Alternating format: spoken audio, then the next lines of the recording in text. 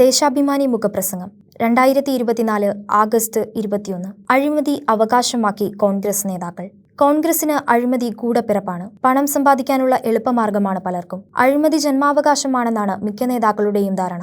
പണമുണ്ടാക്കാൻ ഏതു മാർഗവും സ്വീകരിക്കുന്നതിൽ തെറ്റില്ലെന്ന നിലപാടാണ് കോൺഗ്രസിൽ പരക്കെയുള്ളതെന്നാണ് അടുത്ത കാലത്ത് പുറത്തുവന്ന പല സംഭവങ്ങളും തെളിയിക്കുന്നത്. ഭരണം അഴിമതിക്കുള്ള സുവർണാവസരമാണെന്ന് കോൺഗ്രസിനും BJPക്കും പൊതുധാരണയുണ്ട്. അവർക്ക് ഭരണമുള്ളിടത്തെല്ലാം അഴിമതിയുടെ നാറുന്ന കഥകളും പുറത്തു വന്നിട്ടുണ്ട്. ആർക്കെങ്കിലും സഹായം ചെയ്യണമെങ്കിൽ ഉപകാരസ്മരണ ഉണ്ടാകണമെന്നത് വലതുപക്ഷ പാർട്ടികളുടെ അലിഖിത നിയമമാണ്. സ്ഥലം മാറ്റം മുതൽ എല്ലാത്തിനും ഉപഹാരം നിർബന്ധം. അതിന് കോൺഗ്രസ് BJP വ്യത്യാസമില്ല. ഭരണം പോയപ്പോൾ കോൺഗ്രസ് നേതാക്കൾ കൂട്ടത്തോടെ BJPയിൽ ചേക്കേറിയതിന്റെ രഹസ്യവും മറ്റൊന്നല്ല. കർണാടകത്തിൽ കോൺഗ്രസ് മുഖ്യമന്ത്രി സിദ്ധരാമയ്യ ഭൂമി കുംഭകോണ കേസിൽപ്പെട്ട് പരക്കം പായുകയാണ്. BJP ഭരണത്തിൽ മൈസൂരു അർബൻ വികസന അതോറിറ്റി ഭൂമി ഏറ്റെടുത്തതിൽ വൻ അഴിമതി നടന്നെന്നാണ് ആരോപണം. BJP കോൺഗ്രസ് കൂട്ടുകച്ചവടമാണ് നടന്നതെന്ന് വ്യക്തം.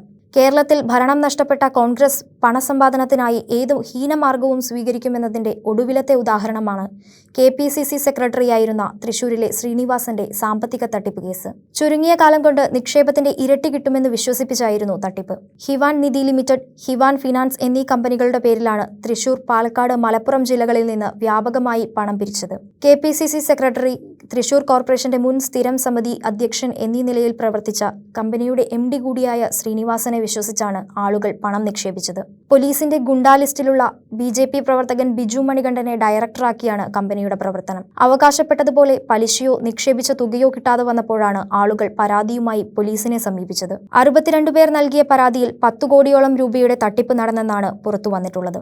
എന്നാൽ ഇവർ തട്ടിയ സംഖ്യ ഇതിന്റെയെല്ലാം 10 മടങ്ങ് വരുമെന്നാണ് നിഗമനം. പോലീസിൽ പരാതിപ്പെടുന്നതിനു മുൻപ് KPCC പ്രസിഡന്റിനെയും പ്രതിപക്ഷ നേതാവിനെയും MPമാരായിരുന്ന പ്രതാപനെയും മുരളീധരനെയും DCC പ്രസിഡന്റിനെയും സമീപിച്ചെങ്കിലും തിരിഞ്ഞു നോക്കിയില്ലെന്ന് പരാതിക്കാർ പറയുന്നു. ഇത് ഒറ്റപ്പെട്ട സംഭവമാണെന്ന് കരുതരുത്. കൊല്ലത്ത് രാജ്മോഹൻ ഉണ്ണിത്താന്റെ പരസ്യം കണ്ട് വിദേശത്ത് ജോലി കിട്ടുമെന്ന് വിചാരിച്ച് പണം കൊടുത്തവർ ഇപ്പോൾ അവിടെ കോൺഗ്രസ് ബ്ലോക്ക് സെക്രട്ടറിയുടെ വീട്ടുപടിക്കൽ സമരത്തിലാണ്. എന്തിനേറെ പറയുന്നു, KPCCയെ നയിക്കുന്ന പ്രസിഡന്റ് തന്നെ സാമ്പത്തിക തട്ടിപ്പ് കേസിലെ പ്രധാന പ്രതിയാണ്. കൊച്ചിയിലെ മോൺസൺ മാവുങ്കലിന്റെ തട്ടിപ്പ് കേസിലെ 2ാം പ്രതിയാണ് K. സുധാകരൻ. ഈ കേസിൽ അറസ്റ്റിലായ ഇദ്ദേഹം ഹൈക്കോടതി ജാമ്യത്തിലാണ് പുറത്തിറങ്ങിയത്. വിദേശത്ത് നിന്ന് കോടികൾ കിട്ടാനുണ്ടെന്ന് വ്യാജരേഖയുണ്ടാക്കി ലക്ഷക്കണക്കിന് രൂപയാണ് പലരിൽ നിന്നും സുധാകരന്റെ ഉൾപ്പെടെ സഹായത്തോടെ തട്ടിയെടുത്തെന്നാണ് കേസ്. സുധാകരനും ലക്ഷങ്ങൾ കൈപ്പറ്റിയതായി എറണാകുളം അഡീഷണൽ ചീഫ് മജിസ്ട്രേറ്റ് കോടതിയിൽ സമർപ്പിച്ച കുറ്റപത്രത്തിൽ പറയുന്നു. കണ്ണൂരിൽ K. കരുണാകരൻ സ്മാരക ട്രസ്റ്റിന്റെ പേരിൽ പിരിച്ച കോടികൾ കാണാനില്ലെന്ന കോൺഗ്രസുകാരുടെ ആരോപണവും സുധാകരന്റെ പേരിലുണ്ട്. KPCC ജനറൽ സെക്രട്ടറിയായിരുന്ന KK അബ്രഹാം പുൽപ്പള്ളി സർവീസ് സഹകരണ ബാങ്കിൽ നിന്ന് 6 കോടിയോളം തട്ടിയെടുത്ത കേസും അടുത്ത നാളിലാണ് പുറത്തുവന്നത്. ബാങ്ക് പ്രസിഡന്റായിരിക്കെ രേഖകളൊന്നുമില്ലാതെ സ്വന്തക്കാരുടെ പേരിൽ വായ്പയെടുത്തെന്നായിരുന്നു തട്ടിപ്പ്. വിസ നൽകാമെന്ന് പറഞ്ഞ് പണം വാങ്ങി പറ്റിച്ച സംഭവത്തിലും കഞ്ചാവ് കേസിലും കോൺഗ്രസ് പ്രവർത്തകർ പിടിയിലായതും ഈ കേരളത്തിലാണ്. പ്രതിപക്ഷ നേതാവിന്റെ പുനർജനി തട്ടിപ്പ് വേറെ കിടക്കുകയാണ്. ഇങ്ങനെ നിത്യേനയെന്നോണം കോൺഗ്രസ് നേതാക്കൾ പ്രതികളാകുന്ന തട്ടിപ്പ് കേസുകൾ ഉണ്ടാകുന്നുണ്ടെങ്കിലും നമ്മുടെ മാധ്യമങ്ങളിലൊന്നും വലിയ വാർത്തയാകാറില്ല. കോൺഗ്രസിന്റെ അഴിമതി ഒരു അഴിമതിയല്ലെന്ന പൊതുബോധത്തിലായിരിക്കാം അതൊന്നും വാർത്തയാകാത്തത്.